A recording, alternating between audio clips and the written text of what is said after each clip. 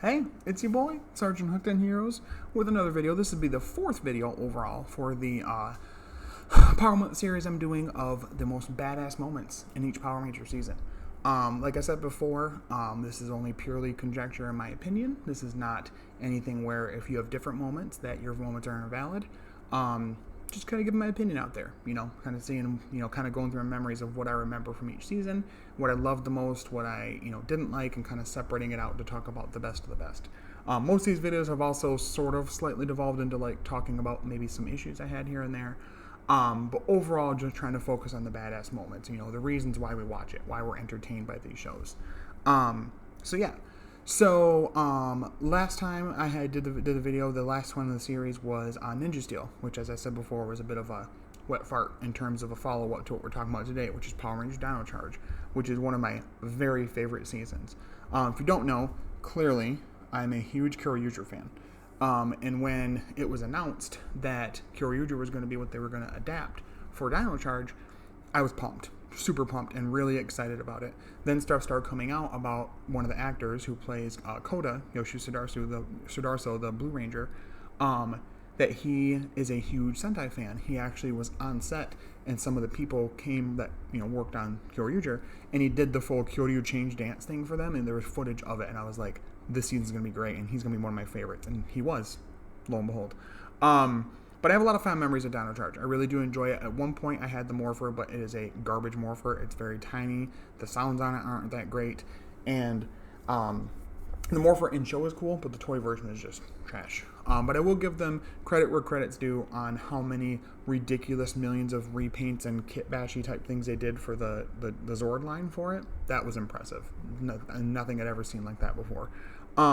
But overall, it's a really good season. Again, it's one of the ones like Beast Morphers and Dino Fury, in my opinion, that takes the Sentai footage and uses it as a skeleton, as a foundation to work off of to create what it wants to create, right?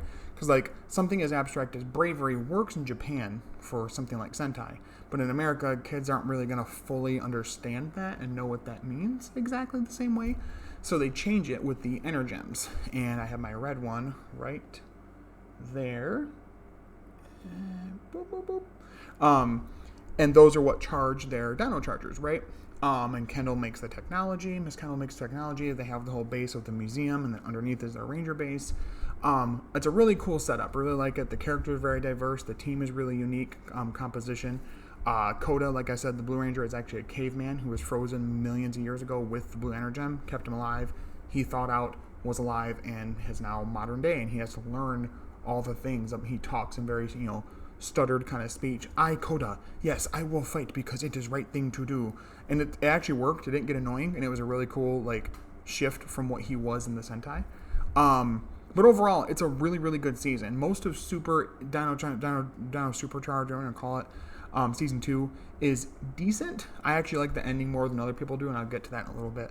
But my favorite thing from season 1 is actually a tie between the debut / the episode after of DinoCharge Gold of Ivan. I love that whole idea of him being this Celtic knight of sorts, and Xandar is the name of the kingdom he was serving under. So there's a whole Xandar Thunder, his attack that Uchi does, Utsusami does, Kyoryu Gold does, and Kyoryuger. And you see it in the footage, and even when they do it in the American footage, you see the Xandar. So they just turned it into the name of the country that he lived in and served under the king for. His whole connection to Fury, being trapped within him and everything, worked as a different way of how things were in Kyoryuger. I love that it was a bit of a step in the storyline of Tyler's dad's. Trying to find where Tyler's dad was. That got to be a thing they just kept repeating was dad-centered storylines because he had it, and then they did it in Ninja Steel, and then they did it again in I was gonna say Goldbusters, Beast Morphers. So that aside, I still really like it. I like his debut fight. I like the different way that he transforms, different from Utsusami, but then also different from the rest of the DinoCharge team, because they don't dance clearly. It's still pretty stylish, but they don't dance, but it's still got some flourish in it, so I dig it. I also love that man says "'tis morphing time" instead of "it's morphing time" because he's from a different time period. I love that. And his like jacket he gets to wear, that's like his own unique Celtic Flare Knight version of like how Uchi got the one samurai jacket, you know, in Kyoryuger. So that's really great. The follow-up episode with it, the Knights of Xandar, where he gathers like random fucking civilians because there's a monster that is taking the backbone of everybody, and they do it to the Rangers, so he thinks they're all cowards, and so he doesn't want to work with them. So he like recruits literal civilians to help him, and they actually go with him to the Quarry of Destiny to fight, and then see that there's monsters and run away. And it's the most hilarious thing I've ever seen on Power Rangers. It's almost like not only does it epitomize Power Rangers at its goofiest and corniest and like funniest, but also verges into like something that Sentai would do. And I think that's great. I think it's great. So that's really great in season 1. And then also the finale episode. I feel like the way that the finale episode of season 1 is set up, going up against Sledge a little bit, blowing up the ship, Kendall becoming the new DinoCharge Violet or Purple Ranger, was a really good finale. And honestly, if they didn't have the super season, I maybe would have been okay with it being done right there. I mean, I know we wouldn't have seen some of the other, like, you know, Kyoryu Carnival and all the other power-ups and other Zord formations, but it's a fairly, like, definitive-ish end right there, and then they don't have to work too hard, but they have to kind of set some things up that set up what Season 2 is going to be about, right? So, but it's a really good finale. I really like it. I like them infiltrating Sledge's ship, blowing it up, finally defeating him, sort of. The release of, you know, Heckle/Snide is really good, and the fight choreography is great, and plus the moment when Kendall gets chosen by the Energem and fully morphs into the Violet Ranger, and we finally get the female variant of that suit. So yeah, that was the first half. That was what I loved the most. So I was supposed to only do one in each of the super season, but whatever. But for DinoCharge Season 2, I actually just really enjoyed the finale. At the time when I watched it, I was super fucking confused and kind of didn't like it at all.